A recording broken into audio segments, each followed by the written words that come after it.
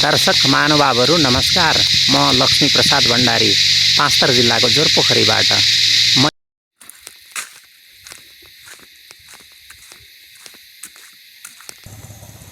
दर्शक महानुभावहरू नमस्कार। मैले भर्खरै मात्रै हालिएको यस जोरपोखरीको सिद्धस्थल तीर्थस्थलको बारेमा लगाइएको भिडियोलाई हेरेर लाइक कमेन्ट सेयर गरिदिनु भएकोमा म मेरो तर्फबाट हार्दिक नमस्कार, हार्दिक धन्यवाद, हार्दिक आभार प्रकट गर्दछु। यी पोखरीभित्र आजभन्दा निकै वर्ष अगाडि अर्थात् लगभग 58-59 सालसम्म पनि यो पोखरीका बीचमा ठाडा पुराना रुखका ठुटाहरू जो ठाडै अवस्थामा रहेका थिए, हामीले थाहा नपाएर ती ठुटाहरूलाई भ्याकुको माध्यमबाट निकाल्यौं। तर त्यो निकाल्ने काम गलत भएछ भन्ने अहिले महसुस भएको छ, किनभने ती अत्यन्त यस ठाउँका लागि ठाडो इतिहास थिएछन्, ती मेटाउनु गलत भएछ। यसका लागि हामी बजारवासी क्षमा प्रार्थी। केही दिन अगाडि मात्र यहाँ जोरपोखरीको धार्मिक तीर्थस्थल ब्रह्मयोग आश्रमको बारेमा तपाईहरुलाई जानकारी दिएको थिएँ। उक्त भिडियोलाई हेरेर तपाईहरुले लाइक कमेन्ट सेयर र सब्स्क्राइब गर्नुभएकोमा म मेरो तर्फबाट हार्दिक धन्यवाद र आभार व्यक्त गर्न चाहन्छु। आज म तपाईहरुलाई यस ठाउँको नाम जोरपोखरी किन रह्यो भन्ने बारेमा तपाईहरुलाई ऐतिहासिक तथ्यका आधारमा म तपाईहरुलाई जानकारी गराउन चाहन्छु। यहाँ 300 वर्ष अन्दाजीमा दुईवटा पोखरीहरू आएका थिए। ती पोखरीहरूमध्ये यो तल्लो स्थानमा रहेको, जसलाई देवी पोखरी नामले चिनिन्छ, जोरपोखरी मध्येको देवी पोखरी, र यिनीहरूको उत्पत्ति कथा यस प्रकार रहेको छ। बुढापाकाको किम्वदन्ती अनुसार आजभन्दा 300 वर्ष अगाडि यहाँ चिवा निवासी केही व्यक्तिहरूको गोठ राख्ने स्थान थियो र यहाँ चौरै चौर थियो। यो पोखरीको भुइँ पनि चौर थियो भने पल्लो पोखरीको भुइँ पनि चौर नै थियो।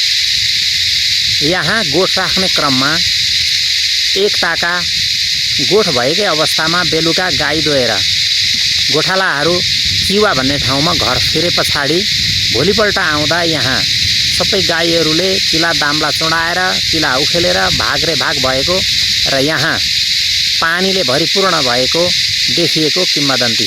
बुढापाकाको भनाइअनुसार यी पोखरीहरू पाँचथर जिल्लाकै पश्चिम दक्षिणमा रहेको धनकुटा जिल्ला हाल पर्ने राजारानी भन्ने ठाउँमा यी दुईवटा पोखरी थिए र त्यहाँबाट ती दुईवटै पोखरी एक ताका गायब भएर यासोकमा आएको कुरा पनि सुन्नमा।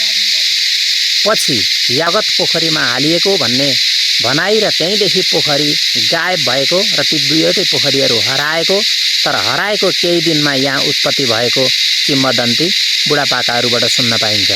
जब यहाँ पोखरीहरू आए त्यस ताकादेखि यी पोखरीहरूमा बाला चतुर्दशीको अवसरमा वरिपरि घुमेर पितृका नाममा शतबीज छर्ने प्रचलन यो 300 वर्ष पुरानो हो।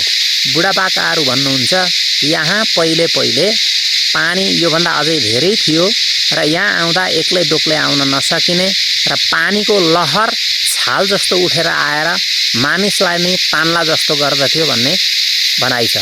त्यस्तै गरेर यहाँको पानी अत्यन्त सङ्लो खान योग्य पानी थियो र यहाँ आएर मानिसहरूले, बाटो हिँड्ने मानिसहरूले यहीँको पानी खाने गर्दथे भन्ने भनाइ पनि छ। र यहाँ यत्रो जङ्गलको बीचमा भएको पोखरी पातले भरिपूर्ण हुनुपर्नेमा चराहरूले यहाँको पात टिपेर लैजान्थे भन्ने बुढापाकाहरूको भनाइरहेको छ। यहाँ पोखरीभित्र पस्ने ठाउँमा देवी थानमा जाने बाटोमा यसरी घन्टी राखिएको। यसरी नै पश्चिमपट्टिको कुनामा एक देवी पोखरीको सिद्ध देवीको यो मन्दिर थान रहेको छ। माथि देखिएको ध्वजाभन्दा पल्लोपट्टि अर्को यसकै जोडी अर्को पोखरी रहेको छ, जसलाई सिद्ध पोखरी नामले चिनिन्छ। यसरी दुईवटा पोखरीहरू आएको समयदेखि नै यस ठाउँको नाम जोरपोखरी रहेको भन्ने भनाइ यहाँका बुढापाकाहरूको रहेको छ। भौतिक सुविधा 1937-38 सालतिर मेची राजमार्गको खिदिम ताप्लेजुङ खण्डको नागीदेखि काबेलीसम्मको ट्र्याक ओपन गर्ने काम भएको थियो। सोही समयदेखि यहाँबाट गोपेटार खण्ड छोटो पर्ने भएकोले ट्र्याक यहीँबाट तयार पारिएको हुँदा विक्रमसम्म 2044 सालमा बजेटिङ गरेर यहीँ मेची राजमार्गको यो खण्डलाई तयार पारिएको थियो, जसका कारण सडक खन्दाखेरि निस्किएको माटोले पोखरीलाई अत्यन्त ठुलो क्षति पुगेको छ। पोखरीको वारिपट्टि देखिएको यो माटोको थुप्रोहरू यही मेची राजमार्गको माटो खन्दा निस्किएको भाग रहेको हो, जसले गर्दा पोखरी साँगुरिएर साना भएका छन्।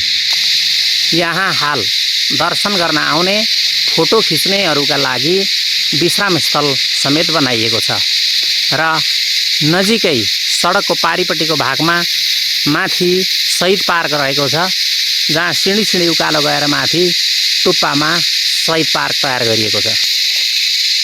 पछि जब बजारमा बस्ती विकास बढ्दै गयो तब यसको संरक्षण गर्नुपर्छ भन्ने भावनाको विकास भए पछाडि यसमा रहेको वन क्षेत्रलाई र यो पोखरी क्षेत्रलाई घेराबारा गरिएको छ।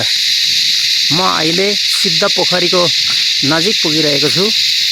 यहाँ संरक्षणका क्रममा रोपिएका यी ढ्याङ्ग्रे सल्लाहका रुखहरू पनि यत्रा भइसकेका छन्। यो दुईवटा पोखरी मध्येको सिद्ध पोखरी हो र यो सिद्ध पोखरीको पानी केही कालो देखिन्छ। वरिपरि वनले ढाकेको ठुला ठुला वृक्षहरूको छायामा रहेको यो पोखरी कालो देखिन्छ। देवी पोखरीमा कमलको फुल थिएन भने अहिले सिद्ध पोखरीमा कमल फुलले ढपक्कै ढाकेको छ। मेची राजमार्गको यस खण्डबाट यहाँबाट छुट्टिएर फालेलुङ गाउँपालिका तर्फ जाने यो बाटो पनि स्तरोन्नतिका क्रममा रहेको छ। यहाँबाट 1-3 तर्फ जान सकिन्छ भने यो बाटो हुँदै मेची राजमार्ग गोपेटार खण्ड हुँदै ताप्लेजुङ पाठीबारासम्म यात्रा गर्न सकिन्छ। यहाँबाट जोरपोखरी बजार क्षेत्र सुरु हुन्छ। मेची राजमार्गको किनारमा रहेको यस स्थानमा टाढाबाट आउने महानुभावहरूले क्याम्पिङ गर्न सकिन्छ, क्याम्प फायर गर्न सकिन्छ। त्यस्तै गरेर वनभोजका लागि पनि अत्यन्त उपयुक्त ठाउँ। तपाईहरुलाई पनि म सम्पूर्ण यो हेर्नुहुने दर्शक महानुभावहरूलाई यस जोरपोखरी तीर्थस्थल र यस क्षेत्रमा म तपाईहरुलाई हार्दिक स्वागत गर्दछु। हस्, नमस्कार, धन्यवाद।